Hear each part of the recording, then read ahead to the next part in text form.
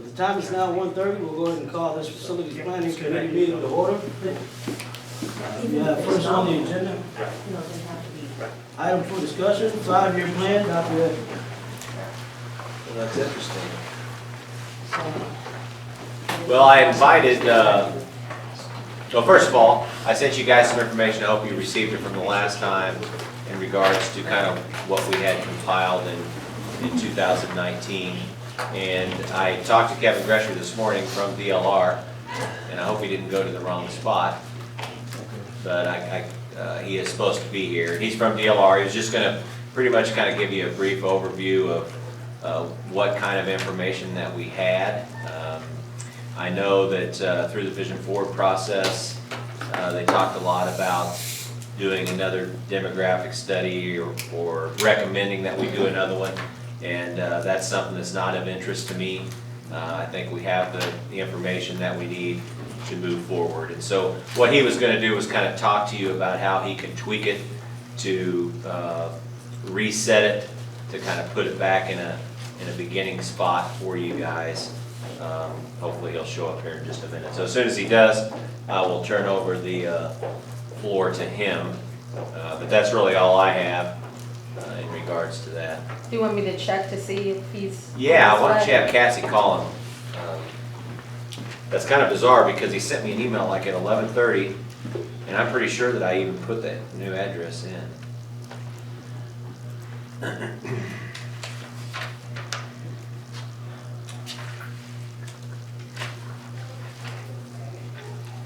David, you want to go ahead and talk about the North Kansas City trip? Yeah, so last week we took a trip to North Kansas City. It was me, Dr. Andrew, Mr. Reader. We had DLO and who was the other person on with us? Carrie Anderson. Carrie Anderson. So we took a trip, spent about 5 or 6 hours down there. We saw some pretty interesting information. One of the things that I saw was their alternative school. Yes. Is he here? Sorry. Okay. I'll go ahead and pause that for a second and let Kevin, I guess, go ahead and get started. A little bit about the 5-year plan and the DLR assessment that took place in what, 2019? 2019, yeah. Okay. So we'll give him a minute to set up. We don't need to set this up, or do you have something already? I do not. Is it what we call here? Can't you just hit like Windows K or whatever? Yeah, it's not like that. We have to turn the TV on. David, can you hit that button right there? Right here. You're good, Lisa, I think. I can't see it though. Oh, okay, yeah, that's right. Hit the power button. Power button. Mr. Leak, how you doing? Good.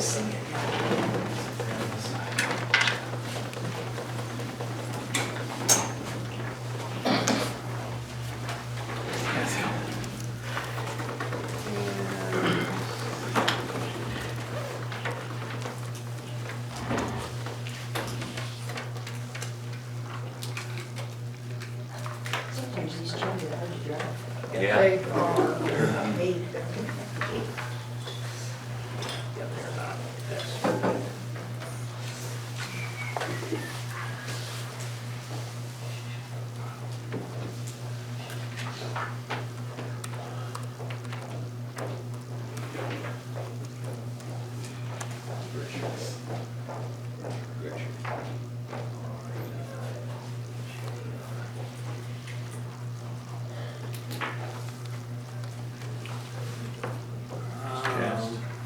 Yeah, but I think you need to be on our Wi-Fi for it to work.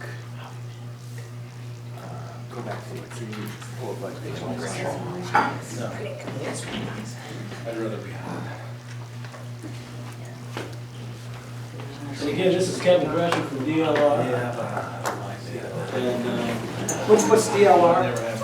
you have to ask me Okay, what okay. That's DLR stands for. You were throwing it out there like But that's the name of the I company. got you. Okay. So, It didn't really matter. I just was curious. yeah.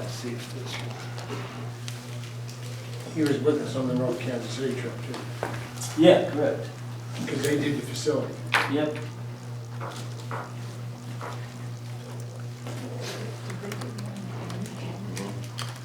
And I'm sorry I'm late, I had 2 o'clock on my calendar. I Oh, okay. apologize. So when I sent you a note, you sent me, I immediately, oh, I gotta get going.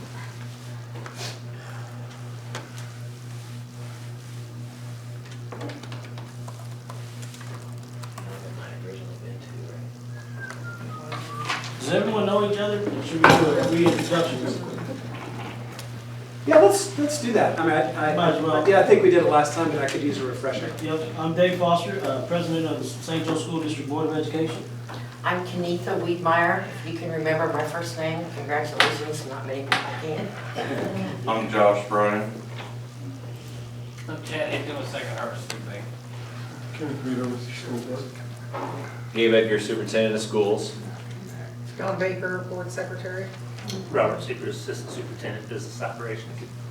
Kimberly Board.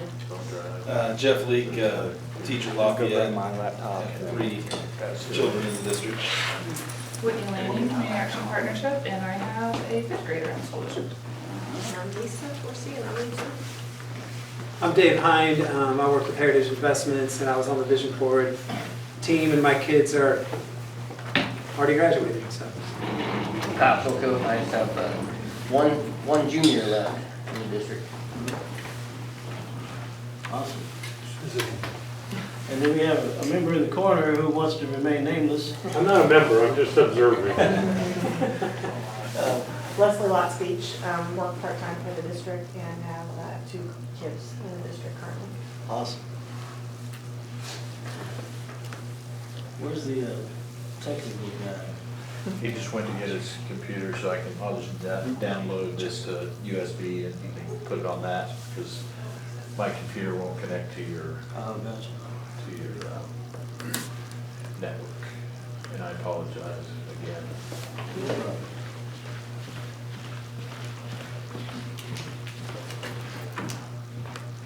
Not connected to the TV.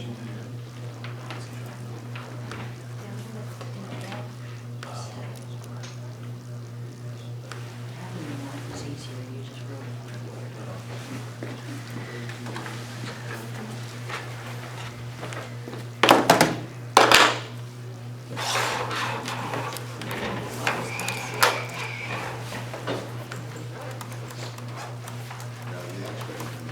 Leslie, is your daughter a tennis player at Lafayette? I'm sorry? Is your daughter a tennis player at Lafayette? And she Yes, had a nice year.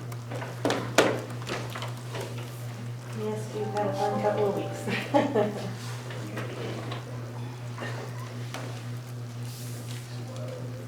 I was rolling the dice, I didn't figure that name was real common, so. No, correct.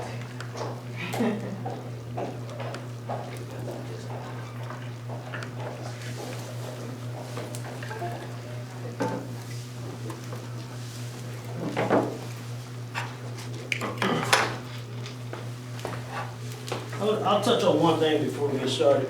One of the interesting things that I saw in North Kansas City was the Early Learning Center. And I think Mr. Reader and Dr. Van would probably say the same thing. They had over 700 students in this Early Learning Center. Incredible, unique facility that I think used to be a Price Chopper, if I'm not mistaken. And they took that facility and they pretty much remodeled the whole thing. So when you go in there, it looks like you're in a different city. Very unique. So our Early Learning Center has been one of our highlights in the St. Joseph School District. And I think everyone would agree. I think we have, 360 or 370 students in that facility right now. But they have speech pathology, they have physical therapy, occupational therapy, and it's a very, very unique facility. It's all under one umbrella. I think there's a significant cost savings because, you know, as opposed to having everything spread out at different elementary schools, I think we save a lot of money putting it all under one roof. I think Dr. Edgar would agree with that also. In addition to that, it's been public knowledge, I guess, that we've had conversations about expanding that and maybe somewhere even more centrally located. So, you know, without being too specific, because we don't have enough details to get that specific yet. But that's been kind of the topic of conversation.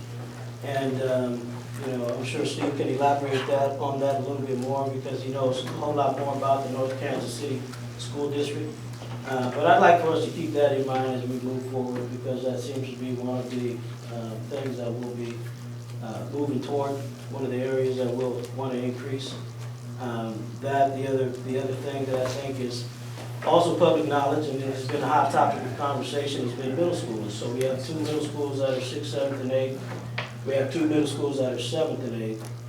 And it seems to be the consensus of the group to probably go to a more uniform way of conducting business in that area.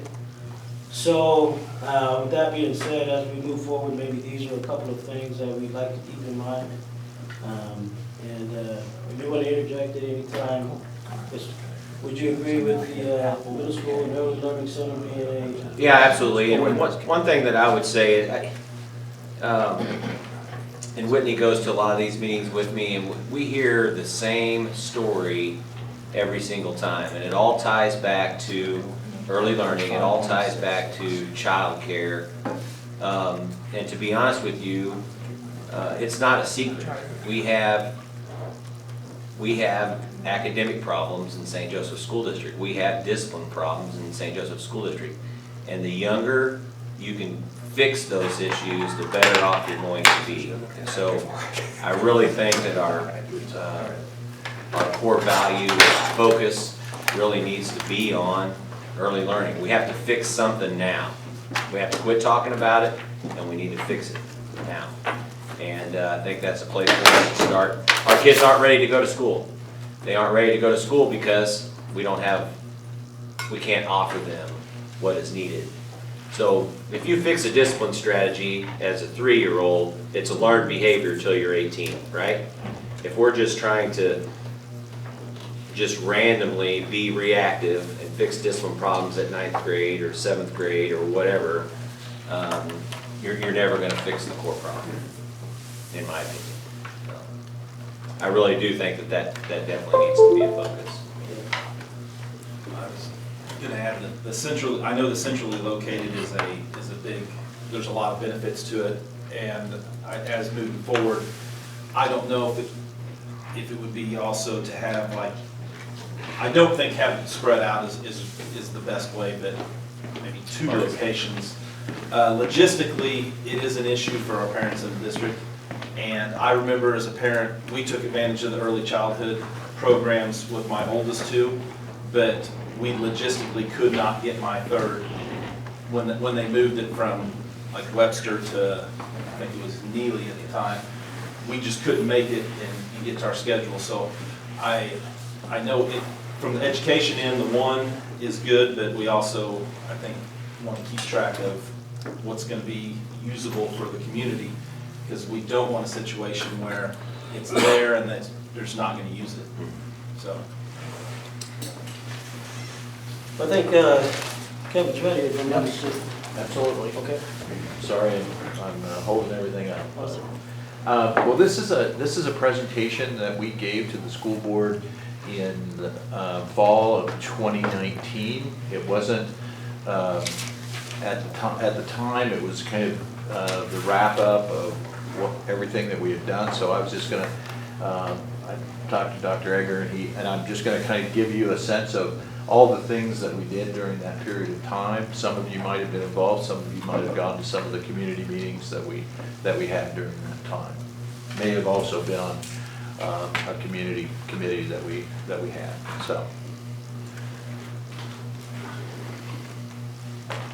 So at the beginning of the process, we were trying to figure out. I mean, we were talking about what is a master plan, because there was the idea that that was what we were hired to do, was to do a master plan.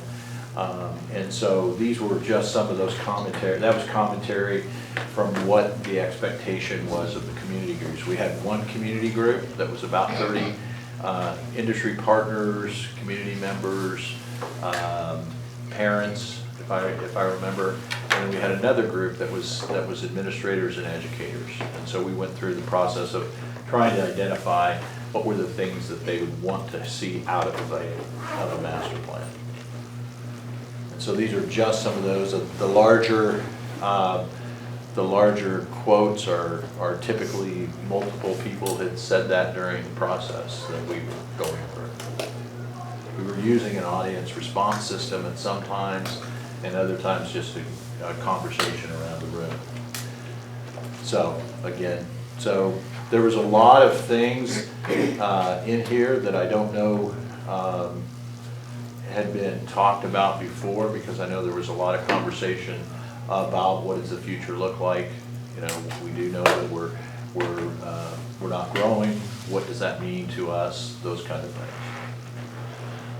And this is just what we talk about when we talk about a master plan. What the major components of a master plan is that it's about capacities. It's about your infrastructure that you have, and then it's about where do you want to go as you move forward, because if you're going to spend any money or not spend any money, the decision has to be made. So you need to be future ready. You need to be knowing if you don't have students in buildings, or do you need to be closing buildings, do you need to be moving students, that kind of thing. And this was that when we started, we talked a lot about how we needed to engage the community to get some feedback as to what the patrons of the community were really looking for. So we went through this process from March to October, which we had some small group discussions, which I talked a little bit about with the groups that we discussed things with. We also went through, and I'll show you in a few minutes, just some of the documents that we still have that were the assessments of the buildings. We went through every one of your buildings and assessed them from top to bottom. And then we also had sent out some community surveys early on just to get a feedback where people, what they thought about the district and what they thought about the facilities and the educational environment. So in those, this is just an example. It's a little hard to see, but basically we went through all the facilities. The capacity, we identified capacities, and the demographer then was able to look at those capacities. He had also defined some capacities. We worked out what that looked like at the end of the day, and then the measurement tool that we always use is the capacity of the building, and you can see over here on the right hand side, we've got, for each building, there's about 5 pieces that make up the condition of the building and make up the size of the building, the capacity, the opportunity at any building. For instance, you know, this building was in part of that, and is there any growth opportunity here? Most likely not. Is there, you know, what is the condition of it? You know, because this is one of your older buildings in the district. So we would do some of that, and then we would just put some pros and cons that we see on all these buildings. So that's kind of the, and I think the biggest thing that came out of all this is that, you know, 50 years is a pretty good measurement of lifespan of a building, and you've got, I think, 28, I mean, of your 32, you've got 28 buildings that are at that level, so. Here's some of the things that we did at the small group discussions. I think that the things that rose to the top when we were having those discussions were need to focus on unifying and a positive community narrative. We weren't necessarily always in this master planning session talking about buildings, or we weren't talking about school. We were talking about, and remember, this is the fall of 2019. It was right before March of 2020 when COVID really hit. But there was lots of things going on, lots of political things happening. So, and then conversations in the community. And need to prioritize investment to maximize return on new or modernized facilities. I think a lot of people's commentary was about being fiscally responsible and thinking about the best way to get your best ROI, if you will, when doing anything. So. And then, I think this goes along as this future-ready look ahead. How are we going to, as you guys were just talking a few minutes ago about pre-K, what does the future look like, and how are we going to support, help, bring students in at the right levels?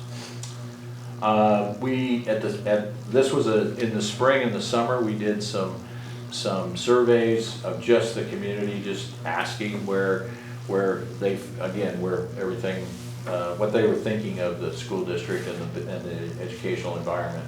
So over 90% of the respondents agree that learning needs to be different today than it did. Then this classroom is probably different than the classroom of tomorrow. And that 60% of those respondents believe that current facilities were not supporting future educational needs. And this is coming from your community. It's not coming from us being in a room talking to a lot of community members, but this is just response to questions that we had.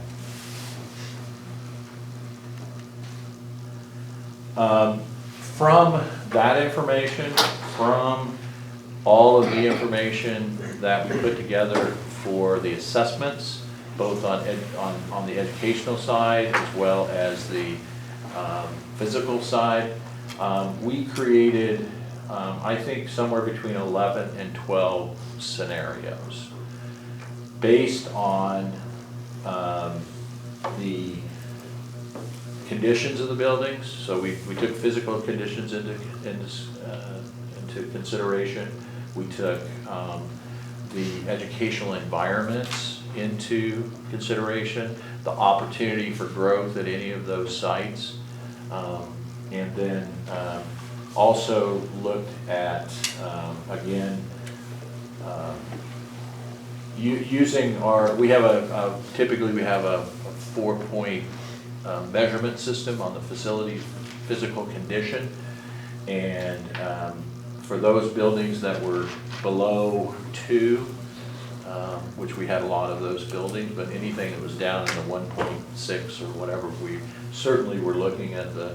So if you see a red line, all the buildings were on the left-hand side. All of the things across that you see, the different areas of consideration. When there was something that was red, we were saying that it's possible that those are things. This would be a reason to not keep this building in your arsenal of educational facilities. And so we put together lots of scenarios just because we wanted to have that in front of the board so that they had the opportunity to look across there and see, because it all depends. Much of this all depends on a direction that you might go with future facilities. So we then, I think this was in August, and in September, we did some focus groups where we gathered people together. I don't know, I'm trying to remember the name of the facility that we did this in. And Empower You. Yeah, Empower You. Yeah, exactly. And so we had 3 evening sessions. I think we also had a couple of afternoon sessions just to give the opportunity for some people to come at different times. And so, over 100 folks showed up for these discussions, and we had boards that mimicked some of what you'll see here in a second, just showing that information so that people could start to look at it and start to give us feedback on some of this. So what really fell out of that was at the time, the board felt like the direction that we ought to start considering is high school. And so as typically we would run through the whole entire process in a master plan and trying to get through all of the facilities and lay out what does that look like across the board. We took a kind of a stopped and started looking just at high schools. That board felt like that would, if they could solve the high school problem, they could solve many of the other issues. So what we did, we brought some of those folks back to go through all of these. We put things online. We put information so they could access the information online before they came to some of our meetings. We produced 5 different concepts of how would you align high schools, what would you do to, if you did some renovation, some new, all new, one school. So use all 3 existing high schools. So that's what these sessions were about. And we had multiple things at each one of those. So we might have had 3 boards that here's the concept, here's the pros and cons, here's some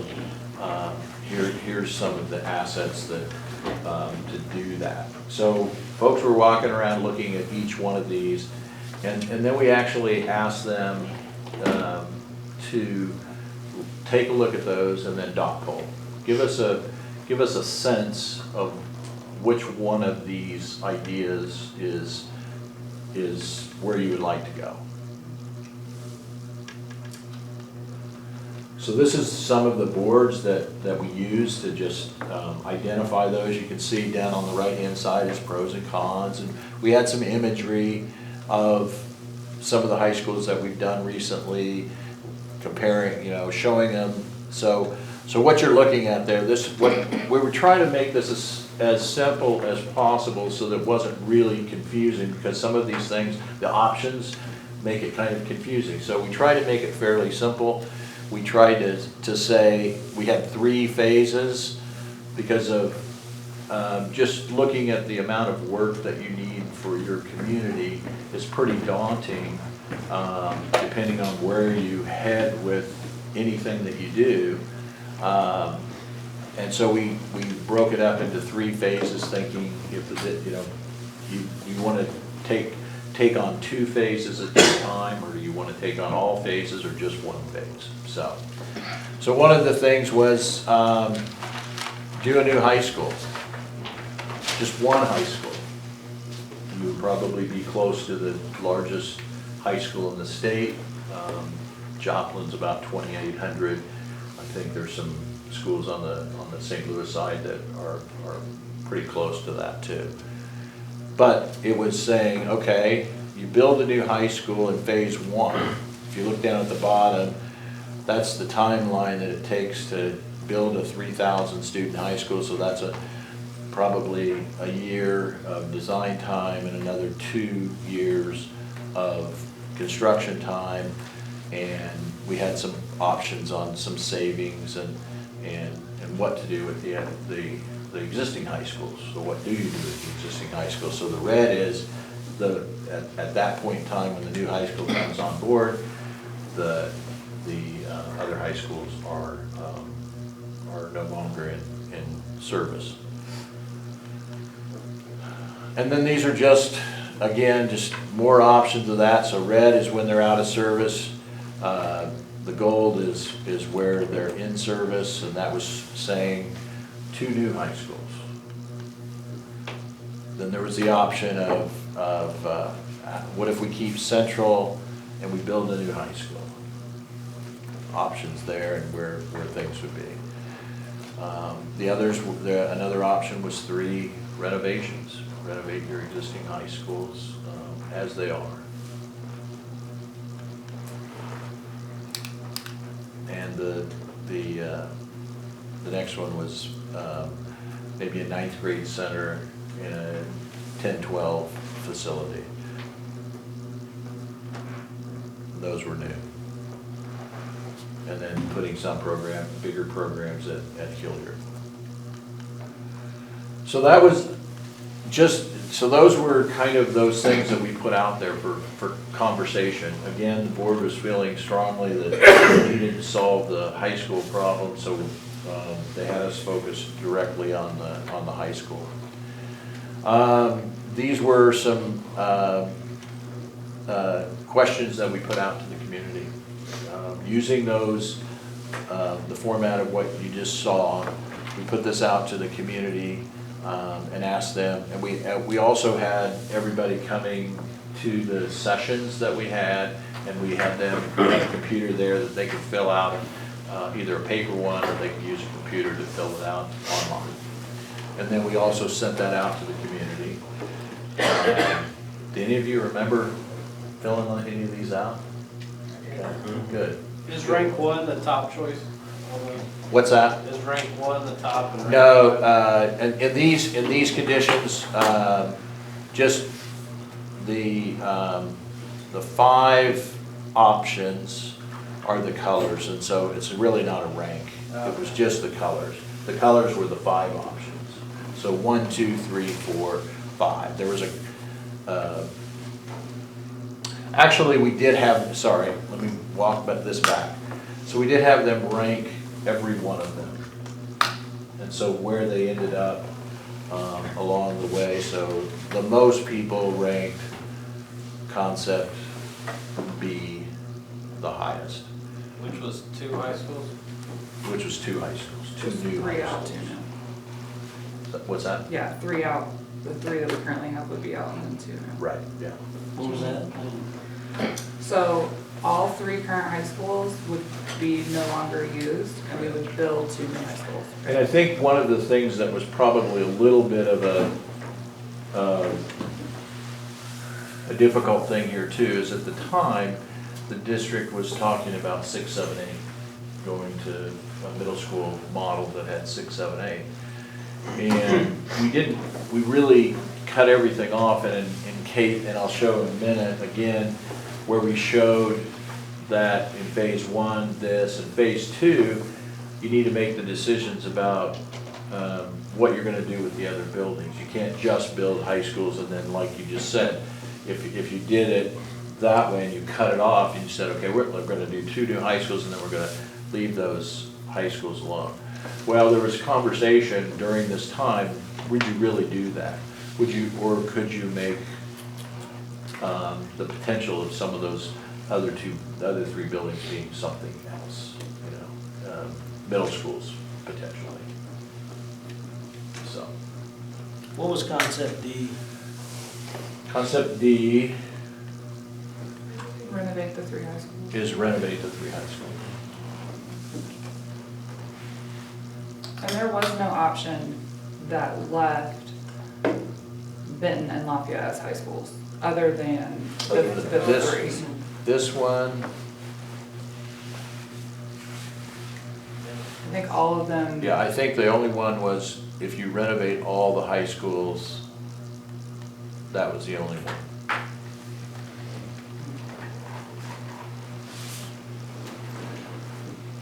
And I think that there was conversation about that people needed to understand how much that might be, and what, and could we do that kind of thing and look at the future.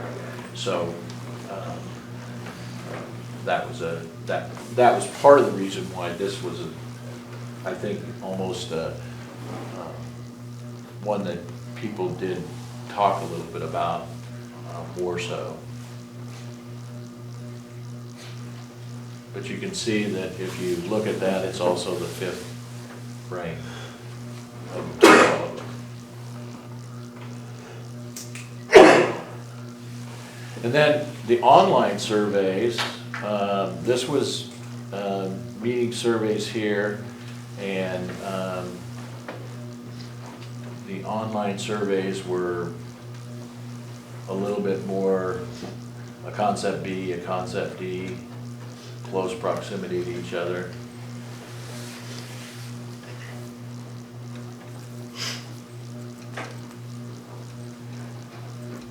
And so we just were trying to figure out a little bit more, trying to reach out and figure out what's going on. And so we asked some other questions that via surveys. So folks were talking about opportunities for students, academic success, and making sure that they all have opportunities for extracurriculars.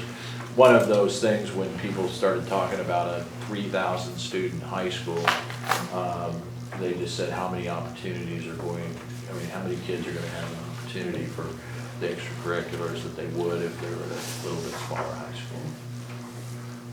And then there was the impact on community narrative. I think there was a lot of discussion during this whole entire time. There was a semi-undertone of there is a certain territorialism and what everybody would feel about strong commitments to their school and to their community, and the worry of what happens if I don't have that high school in my neighborhood, kind of thing.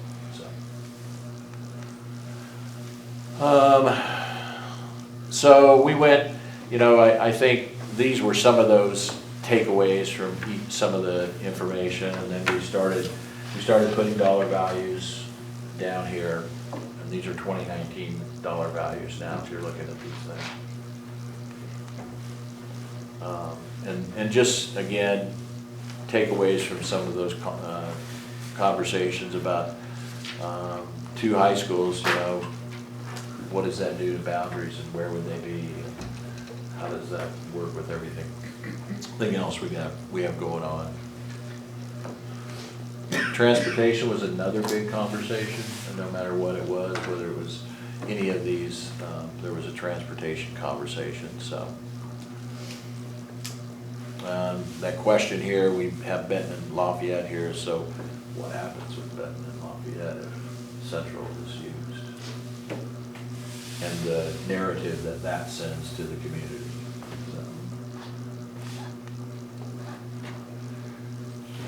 Again, just a few more of those same conversations. In a 9th grade center, there was just I think that the idea was the reason for a 9th grade center in a 10-12 building is just reducing the kind of size of the building down to, and putting the 9th graders in a safe place for most of, for that year. So here goes back to, so we talked about at this point in time, we were in the fall of 2019, and what should we do if we're going to start looking at any of these options? And you can see where we said phase 1 is focus on the high school, and then phase 2's got to address the other grade levels, because we have plenty of things to think about both at the elementary level and at the middle school level, especially if you move to a 6, 7, 8 model. So what does that do? Reduces some of the kids in the elementaries, but also where are we going to put all those 6th, 7th, and 8th graders, because we don't have enough room in all the middle schools. So we were talking about how do you move some of the schools around to make that happen. But again, this was a pure focus on the high school at the beginning. So as we pushed this, and these were probably more questions that we were posing with the board, and what people were saying to us through surveys or through some of our community meetings. Just these are things that needed to be considered, and what impact they would have on the future. So at that point in time, we just started talking about we've got to reduce these concepts and down to address things, and we talked about further engagement with what was happening. Maybe even have to start looking at once they made a decision, looking at a program and site, where are you going to put some buildings depending on what you're doing if you change from the existing buildings. And then if you do that and you've got a decision on where you're headed, now we need to start talking about engagement, planning around for a bond referendum. So that was that last presentation that we made to the board.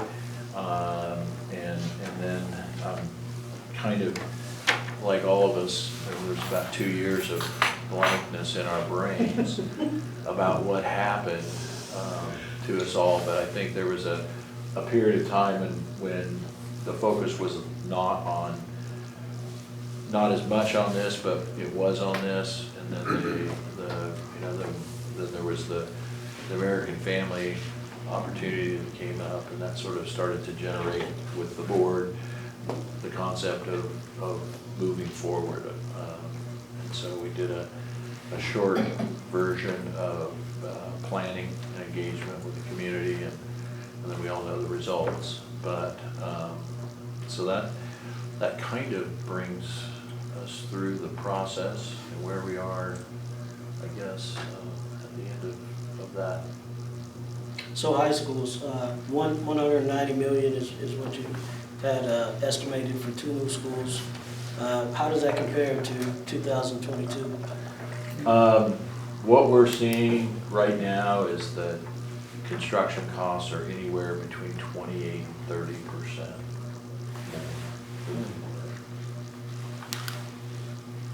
And the 190 was for both? 186, I think we had in there for a single 3,000 student high school. Yeah. 3,000 people, it's like a town. Yeah. That's a town. Yeah. It's a big school. I would say you'd want to go to Joplin High School to see if that's what you want. It's a building that's 3 blocks long. How much acreage is needed with all the athletic? Typically, if you want to put all of your athletics on a site with your school, you're looking at somewhere between 80 and 100 acres. And I think that's why they liked the American Family building at the time, because it sits on about 92 acres. Exactly. So, at any time, did they invest in the middle school opportunity? We didn't go anywhere with the middle school opportunities at all. I think the board had focused that the high school solution was needed first. That was their feeling. So we weren't, even though we knew that we would have to do something with the middle school, it was not in this conversation. Just for the sake of conversation, a brand new middle school that could hold about half of our students for 6th, 7th, and 8th. What would be half of that population of students?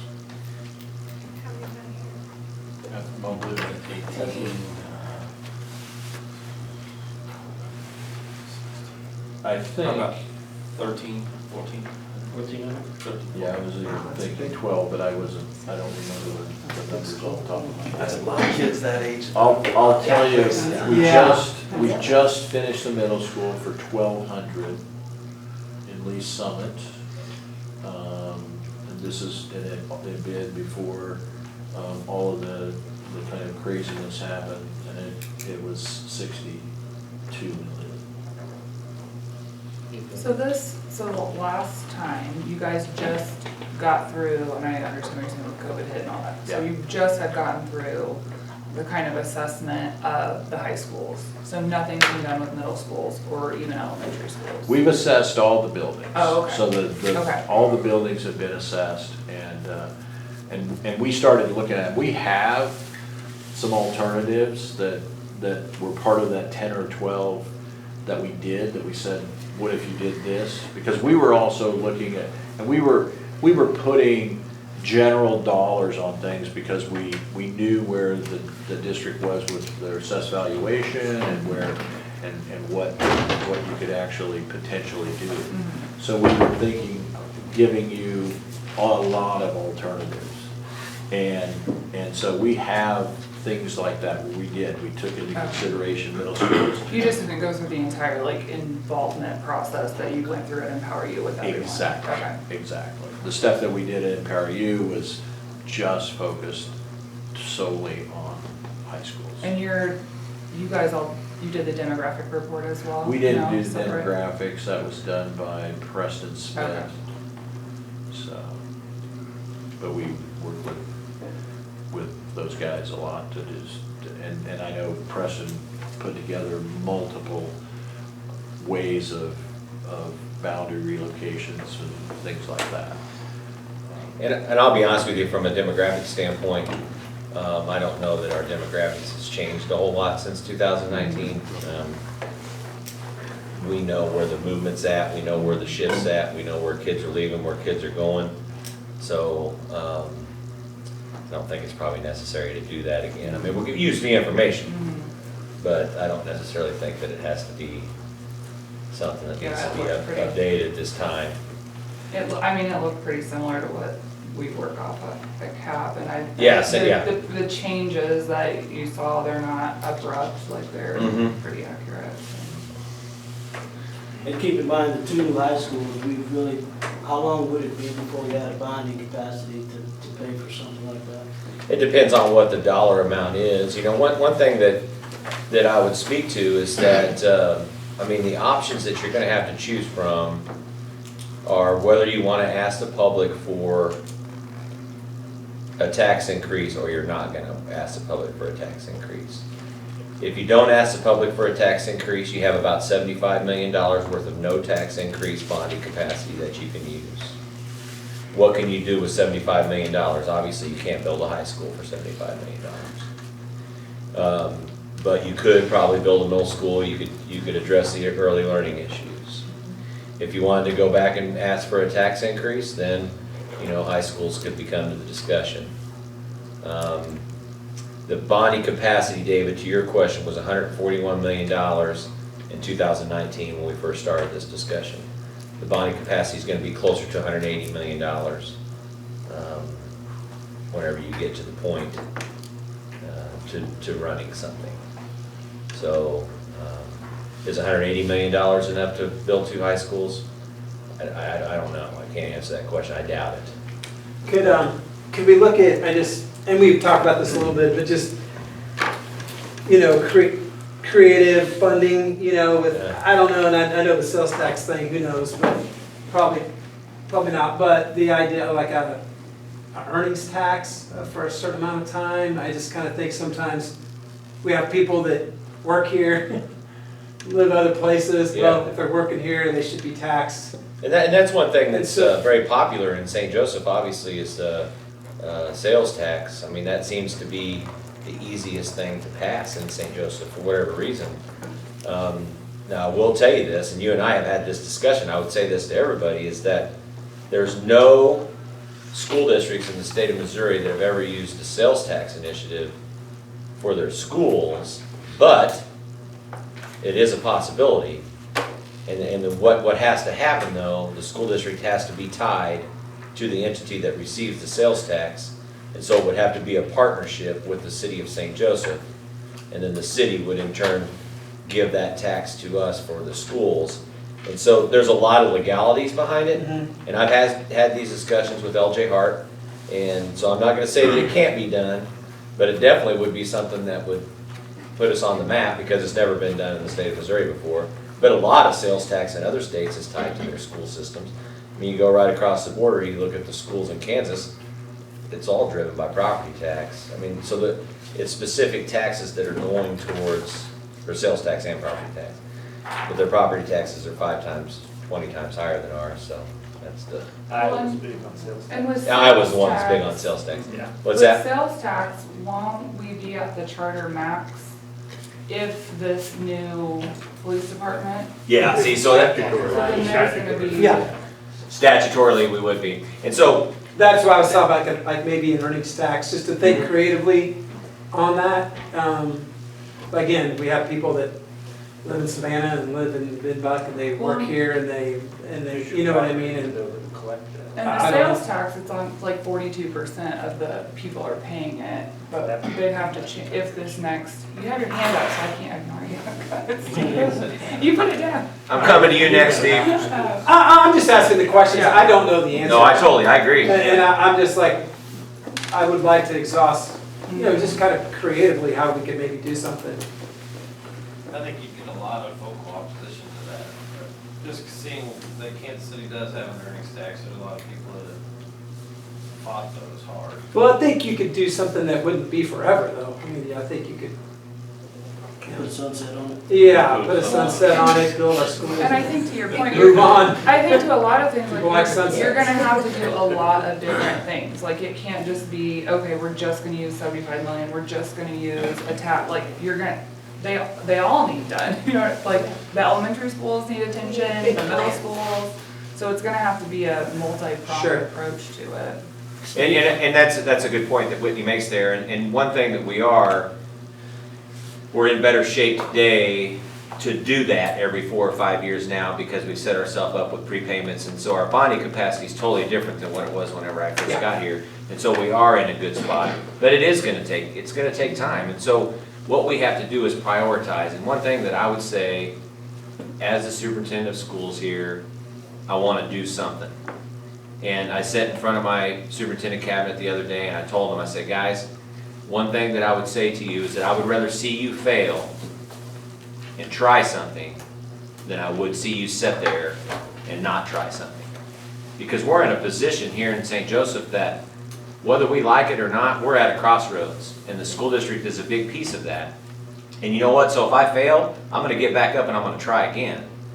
So that's what I need from this committee, is to help me identify what you wanna try, and I don't care what it is. It doesn't make any difference to me, because whatever we talk about around this table is good for kids. So whether it's good for the middle school kids or good for the elementary kids, and I had to step out for a second, but I heard you guys were talking about the middle school concept. When I first got here in September of 2018, I was hired in July, the middle school was the topic of conversation. And it went by the wayside because for whatever reason, and I'm not gonna sit here and bring all those reasons up. But, so that whole 6 and 7 model and 6 and 8 model has been talked about for now 5 years, and we've done absolutely nothing. And so that's my, I don't wanna get too passionate because Worse than nothing, because we sort of halfway did a little bit of something. And that was, in my opinion, that was worse than just Well, we didn't, almost doing nothing. I mean, we stuck our toe in the water, but that was it, and now in we're my here. opinion, we did it for the wrong reason. We didn't do it to be better for kids, we did it because we had capacity issues, and to be blunt, we either had to put 6th graders in a middle school, or we had to change boundaries on elementary schools, and it was easier. this to was go the other way. easier to not be, I'm gonna go ahead and say it, but it was easier to put those kids in the middle school than to move some middle and upper income kids to a lower income elementary school. Steve, did you have a comment in regards to the earnings tax a minute ago? About 5 years ago, Missouri passed a constitutional amendment prohibiting cities from having any new earnings tax. Okay, Only Kansas City and St. Louis can maintain theirs, and they had to imagine approve that. theirs. So I don't know if school districts can even do this, but cities can. That wasn't me. So this leads to my next question, is these were the priorities in 2019. It's 2022, it's about to be 2023.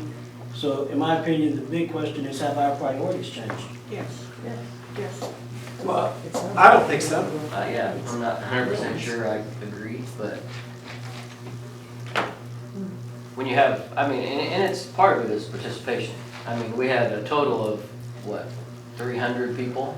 Yeah. I mean, how do you get more people? You can't. So you're just guessing. I mean, but how do you fix that? I don't have that answer. What was the Vision Forward, do you have numbers from the Vision Forward participation? You mean how many people we had coming to the? Yeah, like how many people participated? I think Like any idea? I think we averaged, 90 to 100 people maybe? Yeah, I think we started about 170, Yeah. and then it kind of dwindled down Yeah, to, yeah, maybe 120 was an average. it was less than 100 towards the Yeah. end. My thought with the early childhood and even the middle school issue is, when I look at all the numbers there money-wise, and high schools just cost a lot of money, and your immediate, I guess, bang for your buck is the early childhood and those middle school or elementary. I know that last presentation was high school first and then everything else, but I don't know if we have the resources money-wise to do that. And I hate to see us continue to, like I said, do nothing because we keep looking at this when maybe we should just do what we can do right now. I don't know if that Well, those makes seem to sense. be the three things, and I mean, if you could put it together in a plan that's a 20 to 25-year plan, I mean, they all need to be addressed, and it's. Oh, yeah, it's still addressed, but I was. And it doesn't even- Short-term versus long-term. And your bonding capacity is better today, that it wouldn't need to be 20 years. I mean, it could probably be 10 to 12 years. I know that seems like a long time, but you could get it all done. For high school, middle school, and the early childhood. Well, I think it's hard to make a decision on high schools because high schools are affected by the elementaries and middle schools. And it's hard to make a decision on early childhood when, well, where are they gonna be in 10, 15 years? Like, I really think there needs to be a plan that focuses on early childhood, elementary, middle, high school, because it's all a part of a bigger system. Now, what you attack first and what you use your 75 million on or versus, those are all different things, but I think it's hard to pick which you go at first when you don't see the whole plan. I think probably something important to point out too is that the renovation costs, of the three high schools, even though it'll be more from your estimate, it's gonna be less now because we've taken care of a lot of the HVAC, things like that, with the extra money the last couple of years. So there will be a decrease in what that cost is because some of those things have been done the last couple of years. And another thing we'll just use the elephant in the room, a new high school is gonna be something that can recruit people and those types of things, but when people come to our community, what do they see, right? So people come from Park Hill and they come from Platte County and they come from Smithville and they see our athletic facilities. So that's something that can be fixed within the $75 million. And if you fix those things first, maybe the other stuff will come. Yeah. And so that's a piece of that core, because even if you put a turf field and a track at Benton, it's not like it's gonna go away if the school goes away. I mean, if you put it at Lafayette or if you put it at Central, it doesn't make any difference. Those are still part of St. Joseph community. It's still gonna be part of St. Joseph School District. And $5 million goes a long way for stuff like that. We don't even have our own baseball field, for God's sakes. That's crazy. As far as that attractiveness, as far as the recruiting of new people to the community, a fine arts facility, a centralized fine arts facility and athletic facilities would probably bring more, prestige to us than. And those things can happen. You see what I'm saying? Yeah, 'cause those are central to whatever your future holds. And I'm sure people are gonna hold me to what I'm saying, so I'm gonna keep saying it. But we have to do something. That's what I firmly believe. And that's what, when I took this job on July the 1st, that's why I took it. Because I didn't want to be that guy that sat behind the desk and worked for 4.5 years. I want to make a difference, and if we can't make a difference, then I need to go someplace else, because we've got to stop talking about things and we have to start doing things. Well, I just think. What that is, I don't know. Yeah. And I need you guys to help me. Well, the video, I know I was talking with Eileen beforehand, like the video that we showed at the facilities part of Vision Forward, I think it would be good to view again. We spent a lot of time on that, talking to kids, teachers, coaches, and take a look at that again so that we can all get a refresher on what that is. I just feel like we've got some momentum now in this town I think the Vision Forward process was really good and really helpful. I think we keep looking back to the last plan, that it wasn't a good plan. It was a bad plan. It got voted down and it should have. I voted for it because it was, hey, it's positive for schools, but when I look back on it, I'm like, it was not a good plan. And I think we can come up with it, I think we can come up with a good plan, I think we can come up with something that's compelling, I think we can, you know, we can't do it for the city, but can we do it for the schools, earning tax, can we think creatively, can it be part of something and part of something else, I don't know. I just feel like we've got Gabe, and he's doing an amazing job. I just feel like, you know, this is kind of our time, that we've got momentum. We've put a lot of time into some of these processes. We've got new board members. I just think we can do it. I think we need to do it. I think it's critical for our kids, teachers, coaches, and our whole town. I mean, it's just critical. I just think this is our time. Well, I think even retaining people to the Yes. district, I mean, my daughter's in 5th grade, she would go to Bodie, and then she would go to Lafayette because Central freaks us out. But I think that that's the thing, is like, I've had family that have moved, or friends that have moved, because they're like, I don't know what's gonna happen. Right. And so they're at least, whether it's a good plan or a bad plan, there just needs to be a plan and people need to figure out, you're We staying can come or up you're with a going. good plan. We're creative. We're smart. We can do it. You know, I just think we can do this. We can come up with a good plan. I will say too, and I can only speak for the crowd of folks that I talk to, so it's certainly not a holistic view, but I will say that I think that Gabe needs to put a feather in his cap, because the things that you are saying to people, they are excited about. There is hope. People see this as hope. And with all due respect, we have to be a little bit careful in throwing out too many of the words that we used in the past, you know, with some of these studies and things like that. I think you have started some momentum that matters. I agree. Because you are listening, because you are saying the things that people have said for a long time, rather than start up here and worry about the high schools and things like that, you're saying, well, we gotta help the kids get better. Well, how do we do that? I mean, and those words matter to people. So I would say, I feel like that focus has changed. I think it's changed completely. I don't think we're talking about buildings anymore. I think we're talking about what we're doing for the kids, which includes buildings. And to me, that is a totally different tone than anything that we've had for a very long time. And for me anyway, that is it. That is the chance and the hope that we have. And as a group, then somehow we play off of that. But, you know, put a feather in your cap, because I think it matters. Well, I agree with you. It's important. I agree with you. Yeah. And I do, I mean, I totally, you know, I mean, it's just sad, you know, because when I was the business guy, I did the business things, you know, and I sat back and I did the budgets, and the more that I get out into these buildings every day and see the kindergartners and the first graders that aren't ready to go to school, Yep. and you know what? Doggone it, we should have been the ones that fixed that a long time ago. They're not ready to go to school, and I get it, it's a parent problem. You know, whenever your worst attendance is in kindergarten, it is a parent problem. But let's quit making excuses. We're here, right? You pay me a lot of money to do a job, and I want to do that job. And we have to figure out how to fix that. Quit saying, well, let's blame it on the parents. They're doing drugs, you know, they're whatever. It doesn't make any difference. We have to quit making excuses. We have to put something out there that is a plan that we tried.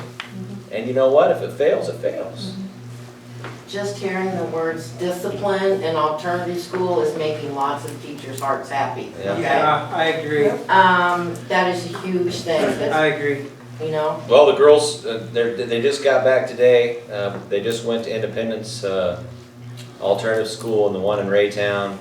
The girls down the hall, and they said that a lot of good stuff, you know. I They mean, have there's to pay those teachers more. there's things out there that's happening. They have daycare for their employees. Yeah. It's part of their healthcare trust benefit. I mean, schools are doing things. I mean, we have to start doing something. And I think those kind of things are gonna give you a lot of bang for your buck Oh, when it comes absolutely. into the other stuff. Yeah. You know, so I totally agree with you. Yeah, and I guess I'm not saying it has to be either or, I guess. Like, No, we I either agree. have to do 2 high schools or we have to do, you know, because the stuff, I agree, the stuff that you're doing is the stuff that matters. Yeah. And it's changed. I mean, I just think it's been amazing, the change in attitude and what's going on with teachers. So I don't look at it as an either or. I just think it has to be a both and. I think it has to, the stuff that you're doing is the main stuff, the most important stuff. I totally agree with you guys. I just think as far as the facilities thing goes, I just think we have momentum now, and I just think we can put together a good plan. I think we're creative, and if we have to look at fun, I don't know. I haven't done enough research on it, and I just think, man, if we could do both and, right, we could really, really do something special in our town, and I just think that would be great for kids, teachers, coaches, And I for just our want, city. you know, I just want you guys to know that the people that sit around this table every Monday morning, whatever you choose to do, we're gonna work hard to make it happen. So it doesn't make any difference if it's early learning, it doesn't make any difference if it's a middle school, it doesn't even make any difference if it's closed 5 elementaries. It doesn't make any difference. We're gonna make it right at the end of the day, and I can promise you that we'll work hard to get to whatever that goal is. I'm sure, you know, I can provide input, I'm good at that, and I could tell you where I think it's the easiest way to start, but I don't want to be the one that drives that conversation. I want to be the one that works the conversation at the end of the day. So comprehensively, right, so Yeah. we've mentioned 5 different things. We've mentioned early learning, middle schools, alternative schools, athletic facilities, and high schools. Those seem to be the 5 most important things from the conversations that I've heard. So prioritize, you know, maybe we need to look in depthly at each and every one of these before we make a final decision. Obviously, this is not going to be done in a year or 2 years. It's going to take a little bit of time, but the lowest hanging fruit that jumps out to me is maybe an early learning facility. When we took that trip to North Kansas City, it was much less to take a facility and remodel it as opposed to building a new facility. I want to say it was less than $250 per square feet and over $350 per square feet if we build new. It was $196 a square foot. On the addition, they have 123,000 square foot, and it was less than $20 million. So that It was $196 a square foot. You know, if you're ever over on Vivian Road, I would just take a peek at it. It's the craziest thing. It was a Price Chopper and a couple other. Hobby Lobby. It was a Hobby Lobby. There's And, some good pictures online of it. unbelievable. Well, we have It's to, so you nice. guys have mentioned the Kmart thing and maybe what's happening with the mall. I don't know. I mean, are those all? Well, we're trying to have conversations. We're just trying to spark that interest. The deal with the Kmart thing is that's kind of crazy to me because I reached out to the city. You know, with that being a building sitting there, why would somebody not want to? You know, I mean, I think that could be a partnership with the city and the school district and, hey, let's take this thing and make it into something because you're only going to change the vision of the, I mean, that's a bad spot for it to be falling down. Yeah, I agree. It really is. But the people that own it are, you know, they're developers out on the East Coast. I think they're from New Jersey, and they think they're going to make millions of dollars off of Kmart and St. Joe on the belt. And I don't know. But I'm kind of ramping up those conversations a little bit. I do have a meeting with Adam Stein next week, and hopefully we can start at least trying to put pressure on somebody there. Nice. So with my only kind of like tapping the brake a little bit on that is, my question would be, and especially, so you're thinking you would do that without any type of bonding tap, or you don't know, we don't know. Yeah. My only concern would be if there's also a part of the conversation about closing elementary schools is why do we need to buy more property when other property could go out of commission? Which I'm not saying that argument couldn't be made. I mean, I don't know if, you know, Pershing was ever on the block or Field. I think just being able to talk to why that would not It needs be to be an a topic option. of Yeah, it needs to, conversation. why that Absolutely. wouldn't be an option. That's a great point. And at the end of the day, if that's what it comes down to, I'm ready to use those buildings for early learning too. I just want to do something, you know. Well, and I would still like to get, you know, I felt our facilities plan over the last 30, 35 years has not always been what's best for kids. I think there's been other priorities. I think some of our building closures has been more out of spite, out of, you know, knee-jerk reaction. I would like to see, do we really save money and how much by going to fewer elementaries. You know, with our clientele, our poverty kids, does that produce savings? You know, if you have a smaller elementary, do you need to have all the extra support staff that we are now, you know, we used to have a principal in each building, now we have a principal and assistant principal in elementary. So there's a lot of extra costs and fees and interventionists and things like that. I don't know what the number is, but I think that is worthy of discussing. What's the attendance rates when, you know, what were the attendance rates of the students at Hall and Neely versus Carden Park? What the attendance rate at the kids that were at Lake when they moved to those other schools? And I'll just tell you this, whenever those conversations start, they're not gonna be easy, because, you know, we could sit around here and talk about the ones that, I mean, people have talked about schools that are gonna be closed down, so it's not a secret, right? Yeah. But you look at the ones that they talk about closing down, those are our highest performing elementary schools. yes. And so how do you close down a high performing school and not expect to be questioned by that? But, you know, so you have to have a plan in place to put them in another high-performing school. You know, we give the parents I don't know, I mean, so there's a lot of things that are going to go into that concept. It's just not as easy as what it sounds What like. makes a high-performing school? Have we even determined that? Because I think those are things that have to be. Test scores, I know that, but I mean, why are they higher in those schools? oh, I understand, probably because of the inequities. Right, You know, the stuff that you talk about, and you're right. And we have to figure out how to fix that, and there's just a lot We of, have 100% free and reduced lunch in some schools, and those are the lower attendance, those are the poor scores. So why are we allowing that to continue? That's what I don't understand. well, I think a lot of it just has to do with the way our boundaries are set up. And I know that that's one thing that you've argued about before, so you're right, Lisa, I mean, that the points that you make are very valid, and those are the types of discussions that have to take place. We're not gonna fix everything, but We just need to we have have to make those it better. conversations. Right, we do need to have those conversations and exhaust them, and you know what, if they can't happen, they can't happen. But at least we have them, right? The boundaries are kind of a mess. We were talking about. I thought they were really good. It's, They look perfect. when I, like, my son goes to Mark Twain, and there's a middle school right behind Mark Twain. But he goes to Bodie, he'll go to Bodie, and that's how my husband, then he goes back to Central. It seems like such a mess. I'd like to see a plan where you can go, instead of splitting the kids up from their friends, because he's gonna have friends that go to that other school. And then he's gonna go to, like, why are we splitting the kids up that have already started out together? Why aren't we just Well, and I adding, think why that- aren't schools just getting, But that's part of those condensed like together. kind of half-assed plans, right? Like, sorry, like that's the best way I could think to put it is like, we're like, okay, we're gonna focus on this right now, and so we do something crazy, Oh. and it's like, oh, well, that jacked up the elementary schools, and I that. think if you're looking at a student-focused plan, Mhm. you start with not messing with the student too much. You know, let them go to look at it. And then where we need to add the facilities to make that happen, if our middle schools are just outlines of our grade school things, you know, put together. Part of your issue there is you have 4 middle schools and 3 high schools, so no matter what you do, 4 is not gonna go into 3 without splitting some people. Yeah. I mean, creates some of that, not from the We elementary got, to middle necessarily, but. 4 middle schools and, I know we got 3 high schools. Yeah. So it was So- discussed before having the feeder system, where to eliminate that, but obviously we'd have to probably go to 2 high schools.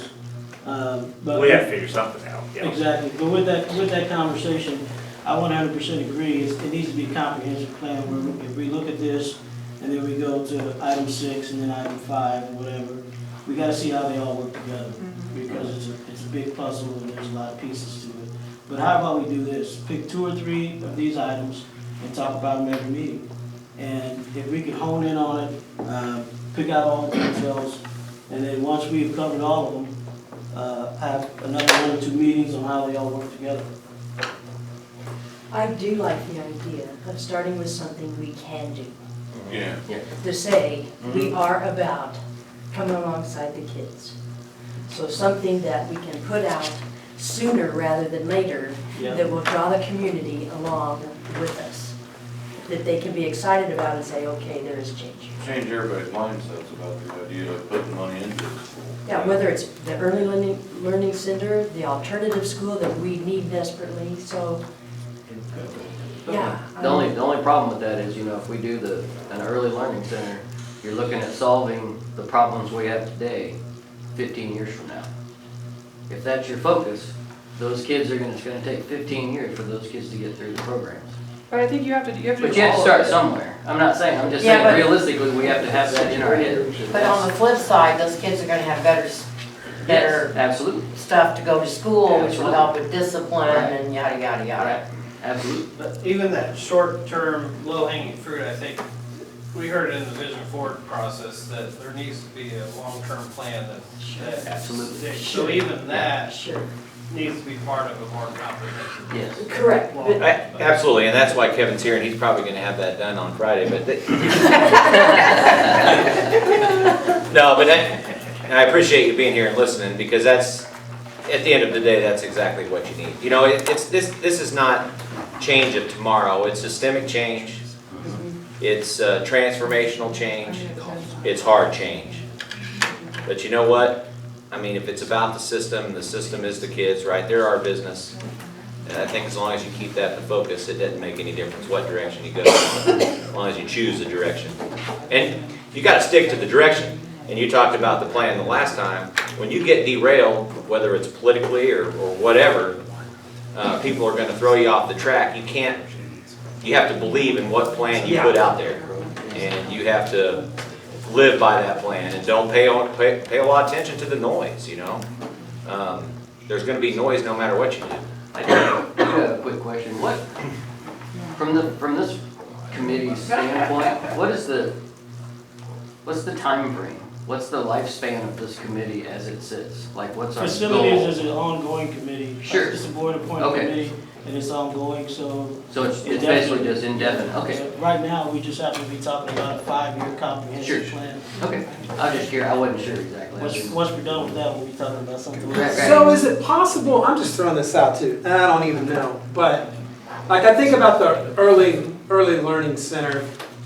And I like starting there, because I agree with everybody saying, it's like we could get these kids started out doing well, you know, and all the things that you guys saw in North Kansas City. I mean, I wonder if, and I don't know this, but like, could you get a corporate sponsor for something like that? You know, where they could help us out with the school district? Just like the early learning center, that way it's not, you know, one of our schools or whatever, but I mean, I just feel like there's maybe some corporations maybe that might help us out with some, I don't know. And I just am throwing that, I mean, that would be nice. You mean with funds for the building? Yeah, for an early learning center. I could just see that would be a thing. Huh? That's what they gave. I know, I get it, but it is happening in Hilliard. Yeah, I don't know. I just am throwing something out. I haven't explored that. It seems like something that would be easy for corporations to get behind, like kids, right? I mean, early learning, I mean, that's a pretty easy sell, I think. Definitely a possibility. I don't know. I don't think we've explored that, but I don't see why we could. Yeah. So how did North Kansas City come up with their 5-year plan and priorities? They have a committee of like, I think, yeah, very similar to what we're doing here. and how did they get their priorities? Have we got an idea how they went about? You know, I think that they kind of stuck with the age of the buildings, and that's kind of what drove their 5-year plan. And I think they used 60 years, if I remember, I hate to quote Danny, but I think that's pretty much what he told me, and that's what drove their conversation. Early learning was obviously the same conversation that we're sitting around here having today. They had kids that were not kindergarten ready, and so they felt like that was a priority and just went with it. The deal with them too, you know, you talk about spending the dollars and then closing other things down. They didn't have to spend a whole lot. You know, they got it for, I think he said $2 million on the price chopper piece, and then maybe another $2 million on the rest of the thing. So they got a whole block for $4 million. And didn't they do it in phases and they told you what each phase was Yeah. gonna be and how much you were And gonna that's the thing, is spend? Yeah, and they've they're still had not. a regular retirement of building system going on for a long period of time, where There's a St. bunch of Joseph didn't do renovations. any of that for a very long period of time. See, they have that, what I was talking about, back to the bonding capacity, they have a 4-year rotation, and every 4 years, they have $150 million worth of no tax increase. So they run a no tax increase every 4 years for $150 million, and they prioritize what they're gonna spend $150 million on. We kind of fell off the map, you know, before my time, I don't know when it was, I'm sure it had to do with the past, but they chose not to do that, and they gave up on the bonding stuff, and it, Well, we had the gap between when Hilliard was built and when Cardinal Hill Road was built. And that, Kevin, you speak, that's not a normal time frame for a school district to have without any new facilities. so you're talking 22 years. More than that. Oh, it's 85, yeah, you're talking about 32 years. Yeah. Seven. Because Hilliard built 70. Yes, it is 32 years. Ruben was 70. And I think Parkway was like the same time. 76, Okay. If they want to think it was 32 years ago, that's it. Little gap.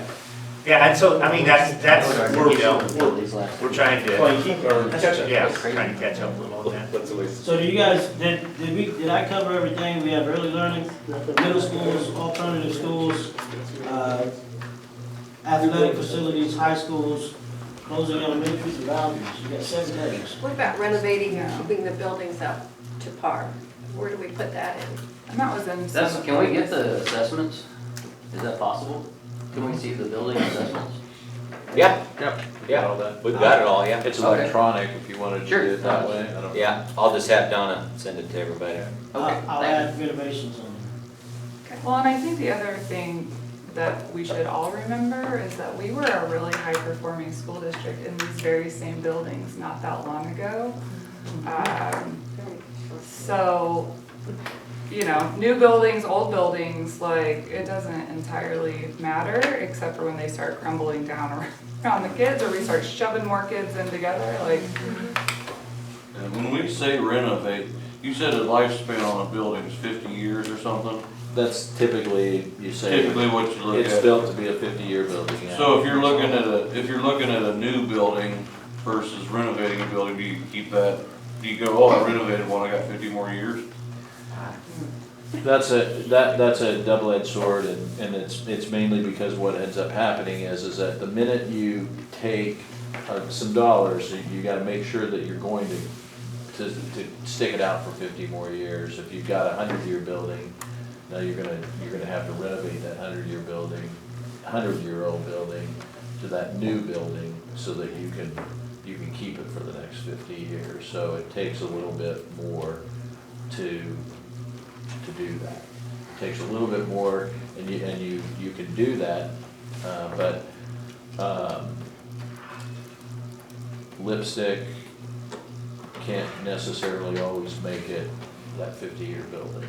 So, Yeah. and I'm an advocate, a giant advocate of maintaining existing buildings, because this is, a lot of energy went into building this building, and the structures of our older buildings are better than they are today. Yeah. So with that being said, I don't know, do we have any other questions or comments or concerns?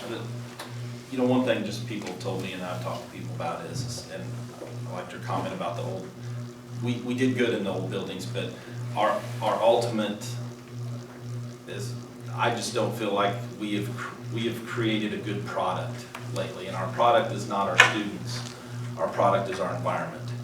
And the environment for our staff and our environment for our families and our students and the community members. And I guess that's what we're here to try to tie all this, the early learning, the facilities, all that together. But, you know, one thing I know a lot of people were frustrated with is, with the facilities talk is the talk that it was a diet pill that was gonna work and make everything better. And I know that's not, I'm not accusing him, but I know that was what the perception was in the past by a lot of the people that I spoke with. I don't feel like people think that anymore. I mean, the stuff that Gabe and the district are doing, that's the most important stuff. Yeah. Absolutely. I just think, yeah. The good thing is, in my personal opinion, early learning in middle schools, you know, and the alternative schools, these are things that we can tie directly to academic success And so I think I would classify that as low-hanging fruit, because we can prove to the public why we make that decision. So I think that's easy enough, but in no particular order, I'll send this to you guys. And we'll try to break down maybe 2 or 3 of them every facilities meeting. And then when we're done, maybe we can come together and see which one we want to prioritize. Good enough? Thanks, Dave. Thanks, guys. Thank you guys. Need a motion to adjourn. All in favor? You're Sorry.